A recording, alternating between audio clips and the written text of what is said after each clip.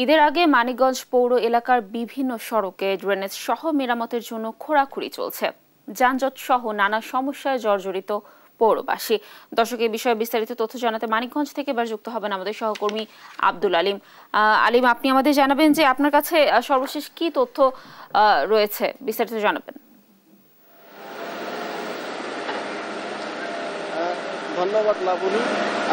মানিকগঞ্জের ঈদের সামনে পৌর এলাকার কয়েকটি রাস্তায় খোঁড়াখুঁড়ি এবং ড্রেনেজ ব্যবস্থা সহ মেরামতের কাজ শুরু করেছে, যে কারণে কিন্তু আসলে পৌরবাসী কিন্তু একটি দুর্ভোগে পড়ে রয়েছে। এবং আমরা যেটি জানতে পেরেছি যে এই যে প্রকল্পটি, এশিয়ান ডেভেলপমেন্ট ব্যাংক প্রকল্পটি 28 কোটি টাকা ব্যয়ে একটি প্রকল্প, সেই প্রকল্পটির মেয়াদ শেষ হবে আগামী জুন মাসে, যে কারণে কিন্তু এই ঈদের আগেও এই রাস্তার মেরামতের কাজ করছেন। সেক্ষেত্রে আমরা পৌরবাসী এবং এই সড়কের যে ব্যবসায়ী রয়েছে তারা যেটি বলছেন যে ঈদের সময় তাদের একটা ব্যবসার সময় থাকে, যে কারণে এই ঘোরাঘুরির কারণে কিন্তু কোনো কাস্টমার এবং কি কোনো কিন্তু আসছে না, এবং যে কারণে তারা ব্যবসায়িক ক্ষতি সম্মুখীন হবেন বলে জানিয়েছেন। আমরা এই বিষয়ে কথা বলেছি পৌর কর্তৃপক্ষের সাথে। পৌর কর্তৃপক্ষ যেটি বলছেন যে এই ঈদের আগেই তারা শেষ করবেন বলে তারা জানিয়েছেন, কিন্তু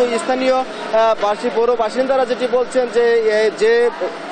যে স্লোভাবে কাজ করছেন, এতে করে কিন্তু ঈদের আগে শেষ করা সম্ভব হবে না বলে জানিয়েছেন। এছাড়া আমরা আরো যেটি কথা বলে জানতে পেরেছি পৌর কর্তৃপক্ষের সাথে, তারা যেটি বলছেন যে এই পৌরসভার যে এই কাজটি হলে ভোগান্তি কমবে এবং কি সড়কের যে যানজট লেগেই থাকে শহরে, সেই যানজটটা নিরসন হবে। লাবণী, এই ছিল মানিকগঞ্জের পৌরসভার রাস্তা নিয়ে আমার কাছে সর্বশেষ খবর। ধন্যবাদ আলিম আমাদের সাথে যুক্ত থাকার জন্য। দর্শক, ঈদের আগে মানিকগঞ্জ পৌর এলাকার বিভিন্ন সড়কে মেরামতের জন্য খোঁড়াখুঁড়ি চলছে, এ ব্যাপারে বিস্তারিত তথ্য জানাচ্ছিলেন আমাদের সহকর্মী।